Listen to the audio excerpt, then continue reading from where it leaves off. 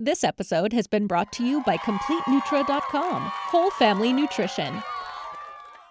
And that's a real issue. Well, now they're calling dementia diabetes type 3, right? Type 3 diabetes, right? Because they're finally, this is again, the sad thing that happens when you don't marry clinical nutrition and integrate it into AMA medicine. But we've known over here in the clinical nutritional field that when bodies start moving in a certain direction, that they have a syndrome going on called metabolic syndrome or syndrome X. Mm-hmm. It's a pre-medical syndrome. There's no actual disease yet, but there's 4 potential outcomes, all of which are deadly: cancer, diabetes, heart disease, and obesity. So clinical nutrition, we're talking 25, 30 years ago, had already shown all this, all the white paper, it's all done, basically. Did that change anything in AMA medicine? No, not a thing. No, it's okay. You would think that the clinical nutritionists would be the ones that the diabetics would all be listening to.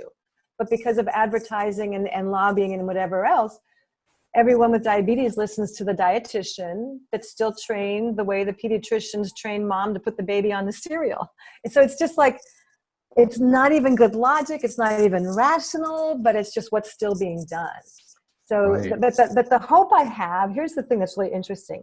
So, and maybe it's just divine order, divine timing, but we've got this giant pandemic. People have stopped working. They're slowed way down unless they're essential services. Mm-hmm. And there's a global focus now on health and well-being. Mm-hmm. That really hasn't happened before in this way. That's a good was point. there a giant pandemic in the early 1900s? There was, but we didn't have the internet. We didn't have social media, and we didn't know.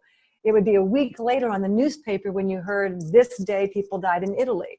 And Right. it was all kind of like slowed down. Yeah. Now we have like this ripple of everyone kind of going, okay. Yeah. And yes, there's going to be some people that just don't want to wake up. They'll be like, well, I've been drinking my diet soda my whole life, Dave. I'm not going to stop now. It's like in the Matrix. And God bless them. It's like Cypher in the exactly. Matrix. It's like, I just want my steak. Give me that big, red, juicy steak.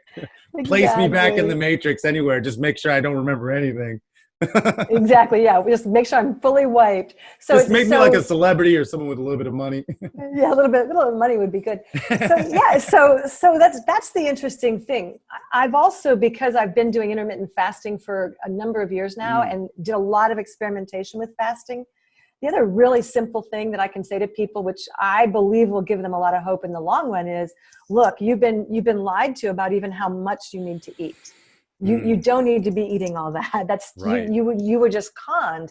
Even the food pyramid is a complete hoax. It is Totally. If people follow the food pyramid, they are destined to get obesity, cardiovascular disease, heart disease, diabetes, no doubt, and cancer. If an American follows the American food pyramid, they are marching themselves fast into a dread disease.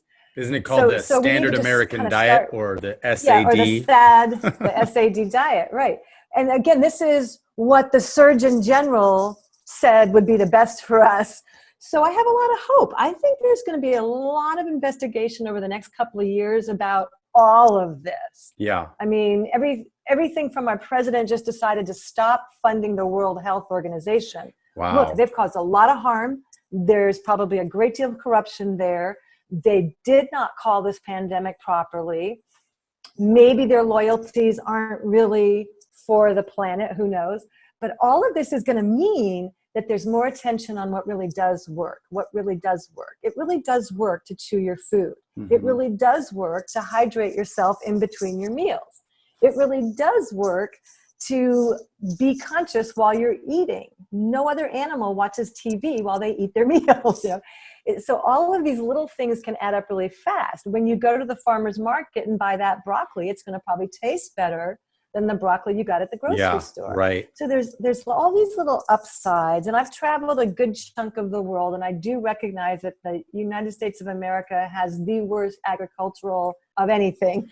You go to countries that people go, oh, that's a third world country. I'm like, yeah, but you know what? Their lettuce tastes like lettuce. Their spinach will knock your socks off. Their carrots are to die for. They don't GMO. So what's the question? Right. So I do feel like there's a lot of hope, and there's going to be like this wave now of just interest, support, validation that our bodies can repair, they can restore. You can change your body drastically. That's what I did. Most of what I had going on was genetic, it turned out, plus lousy food choices, not understanding food sensitivities, repeatedly eating things that I didn't know I was sensitive to. Thank you for joining us for the Healthy and Family Show. Visit our website at healthyandfamily.com. That's healthyandfamily.com to see what all the other doctors, experts, and real moms have to say about keeping your whole family healthy.